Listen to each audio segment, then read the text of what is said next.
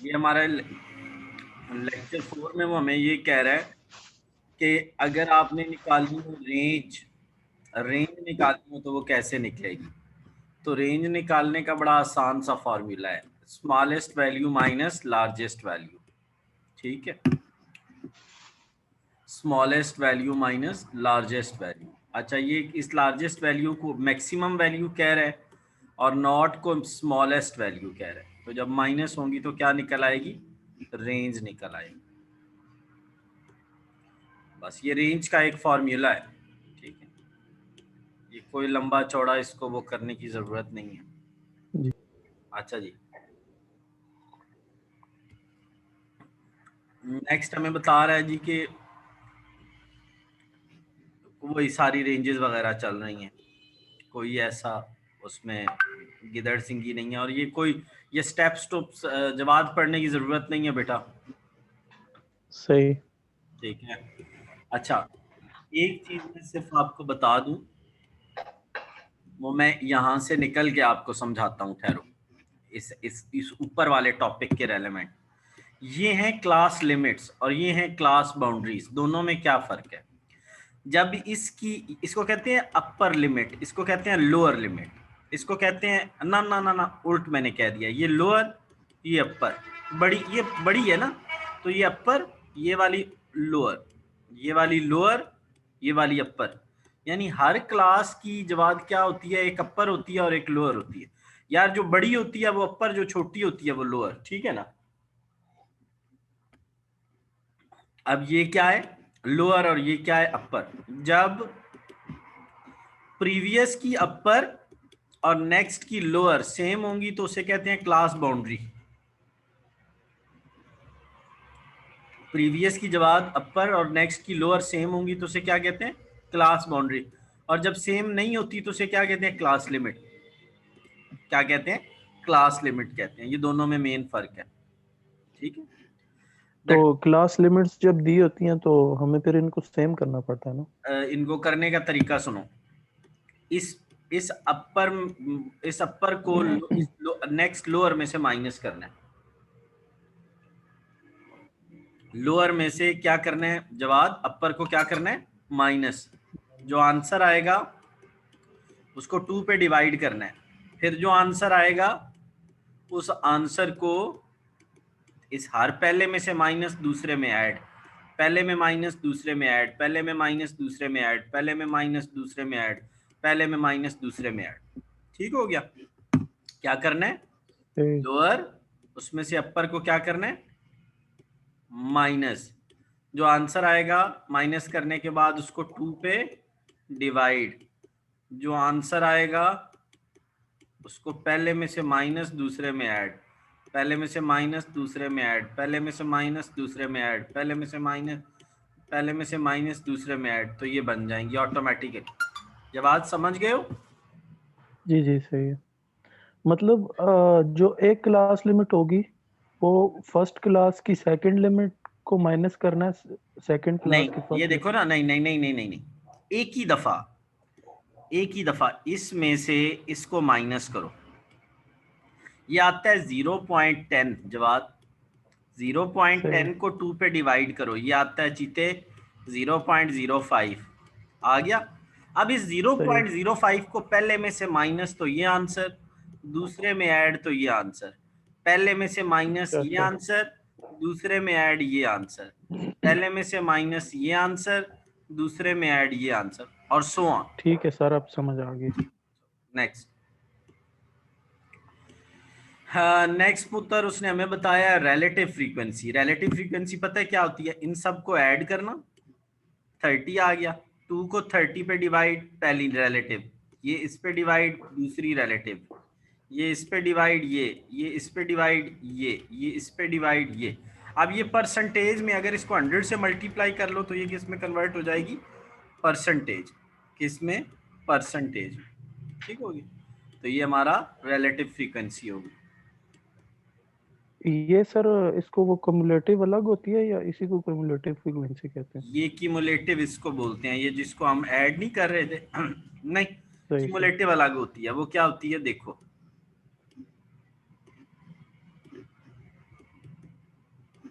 ये 2 है ना, यहाँ 2 लिखो, 2 में 4 ऐड 6, 6 में 14 ऐड 20, 20 में 8 ऐड 20, 28, 28 में 2 ऐड 30। क्यूमुलेट होता है ऐड करना, ठीक है जवाब। सही, ठीक है सर। Next histogram. हिस्टोग्राम में क्या होता है, इस तरह का ना, इसकी बेस पे ये क्लास बाउंड्रीज की बेस पे एक टेबल बनाते हैं, उसको हिस्टोग्राम कहते हैं। ये देखो, तो हम लगाएंगे कौन कौन सी बार्स, 29 से 32, ये देखो, ये 29 से 32 ये, और इसको कहाँ तक लगानी है, फ्रीक्वेंसी सामने देखो 2, तो यहाँ ऐसे एक बॉक्स बना देना। दूसरा क्या है, 32 से आगे क्या है, ये वाला पॉइंट 35, ये कितना है 4 तक, तो ये देखो 4 तक ले एक बार। फिर नेक्स्ट 35 से 38 14, ये देखो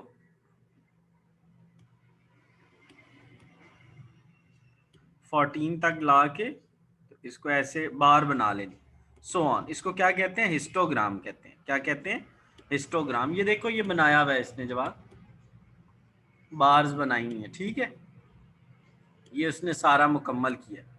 फ्रीक्वेंसी पॉलीगॉन क्या होता है, आपने इस बाउंड्री के मिड पॉइंट्स निकालने हैं। वो कैसे निकलते हैं, दोनों को ऐड 2 पे डिवाइड, दोनों को ऐड 2 पे डिवाइड, दोनों को ऐड 2 पे डिवाइड, दोनों को ऐड 2 पे डिवाइड, तो ये मिड पॉइंट्स, यानी इन दोनों को ऐड 2 पे डिवाइड तो मिड पॉइंट आ जाएंगे, ठीक है जवाब। उससे हमारे जो मिड पॉइंट्स आएंगे ना, उनकी बेस पे हमने एक ग्राफ बनाना है, उनकी बेस पे हमने क्या बनाना है, ग्राफ बनाना है। वो कैसे बनेगा, देखो जवाब, बात सुनो, चैंपियन, ओए होए,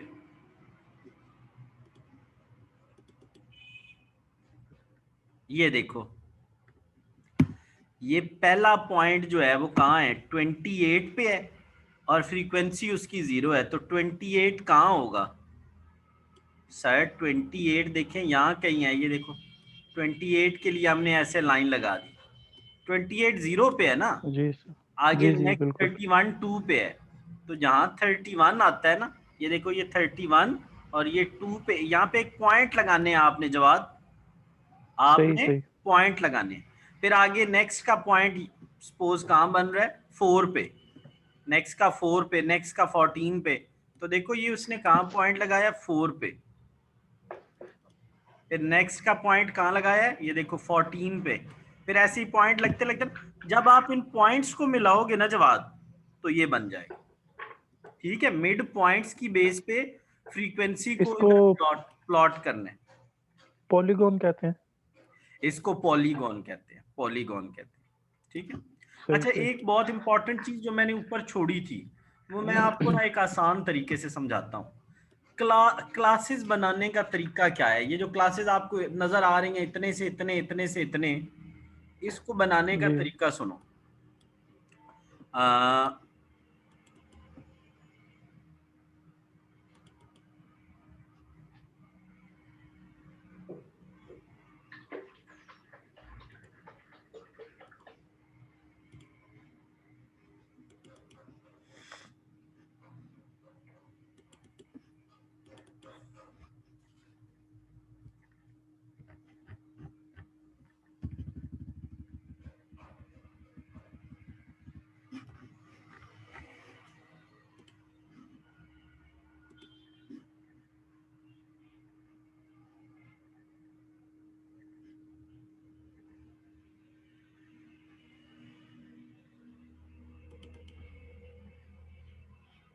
एवरेज में कहाँ होता है क्लासेस बनाने का तरीका,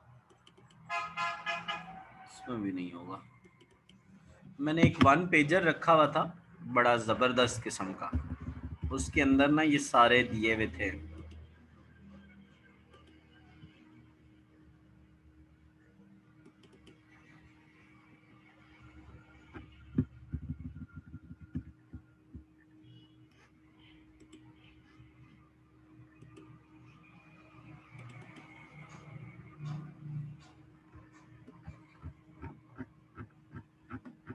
ये है जवाब, देखो ये क्या बता रहा है, how to construct frequency basically इसका यहाँ पे आना चाहिए कि हाउ टू कंस्ट्रक्ट, ये देखो ना उसने लिखा हुआ है डिफरेंट क्लासेस, क्लासेस बनाने का तरीका।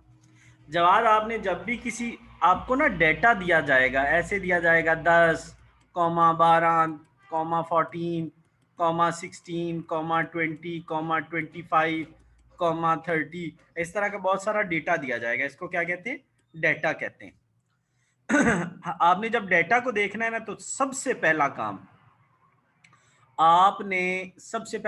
क्या करना है? लार्जेस्ट वैल्यू देखनी है और स्मॉलेस्ट वैल्यू देखनी है। निकाल ली जवाब। निकालने के बाद दूसरे नंबर पे आपने क्या करना है? उसका रेंज निकालना है। उस डेटा का क्या निकालना है? रेंज। निकल आया। तीसरे नंबर पे आपने इस फॉर्मूले को जवाब यूज करना है, 2k should be greater than or equal to n. what is 2? Sir 2 तो एक नंबर है। what is k? बेटे ये आपने निकालना है। k फॉर क्लासेस, ठीक है। अच्छा, और what is n? n जो है ना, n ये बताएगा कि ये नंबर्स कितने हैं। 1 2 3 4 5 6 7, ये 7 नंबर है तो n 7 हो जाएगा। और 2 और इस ये हमने k फाइंड करना है। अब जवाब हमने 2 की पावर ऐसी रखनी है कि वो 7 के इक्वल आए या 7 से ग्रेटर हो जाए। तो 2 की पावर अगर जवाब 3 रखेंगे ना, तो ये आंसर क्या आएगा? 8, दैट इज ग्रेटर देन 7। तो ये इसकी कितनी क्लासेस बनेगी? 3। इसकी कितनी क्लासेस बनेगी? 3 क्लासेस बनेगी, ठीक है। जब आपको डेटा दिया जाएगा और उसमें से आपने क्या निकालनी है कि इसकी क्लासेस कितनी है, ठीक है। क्लासेस से क्या मुराद है? मैं बार बार कह रहा हूं सर, ये देखें ना, ये वाली क्लासेस आप ये कह रहे हैं, ये वाली 1 2 3 4 5 6 7, तो अब ये कितनी होंगी? 10 भी हो सकती हैं, 50 भी हो सकती हैं। सर ये जो फार्मूला है ना, 2 पार के ग्रेटर देन और इक्वल टू n, ये फार्मूला हमें डिसाइड करवाएगा। तो 3 स्टेप्स में क्लासेस बनती हैं जवाब। सबसे पहले क्या? लार्जेस्ट, स्मॉलेस्ट, फिर रेंज, और फिर ये फार्मूला लगाना है, ठीक है। अच्छा, सर क्लासेस का बेसिक जो मकसद है वो यही है कि जो हमारा डेटा डाटा को है क्लासिफाई वो करना। मैं अब आपको एक एग्जांपल देता हूँ, ये देखो जवाब। अब मैं कोई अच्छी सी एग्जांपल आपको उठा देता हूँ। ये डेटा दिया है, ये लार्जेस्ट है, ये स्मॉलेस्ट है, इन दोनों का लोड डिफरेंस, ठीक है। लार्जेस्ट और 30 ये तो उसने खुद ही दी हुई है, चलो हम बना लेते हैं एज अ एग्जांपल, ठीक है। ये कितना बन जाएगा इनका डिफरेंस? 54 का तकरीबन बन रहा है जवाब, माइनस करने से 54 का। फार्मूला क्या है? 2 की पावर के एन। अब इनको गिनो, ये हैं कितने? अब ये तो गिनने पड़ेंगे, ठीक है। 1 2 3 4 5 6 7 8 9 10 11 12 13 14 42 43 44 45 46 47 48 49, ये हैं ही 50। तो n क्या हो गया? 50। अब 2 की पावर ऐसी बताओ कि वो 50 को क्रॉस कर जाए। 2 की पावर 8 जो होता है वो होता है जी 32, ठीक है। उसके बाद नहीं, 2 की पावर 4 8 16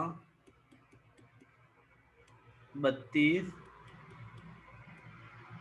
64 1 2 3 4 5 6, 2 की पावर 6 जो होता है ना वो क्रॉस कर जाता है 50 को। तो इसका मतलब है कि अब इसकी कितनी क्लासेस बननी चाहिए? 6। कितनी बननी चाहिए बेटे? 6 क्लासेस बननी चाहिए। अब वो क्लास कहां से शुरू होगी और उसका इंटरवल कितना होगा?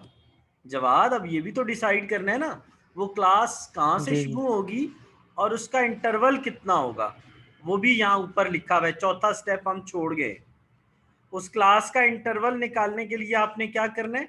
वो जो ऊपर रेंज निकाली थी ना, रेंज, उसको आपने के पे डिवाइड कर देना है। जैसे हमारी अभी रेंज कितनी निकली थी? तकरीबन 50 निकली थी और क्लासेस कितनी निकली थी जवाब 6, तो 8 की रेंज बन रही है।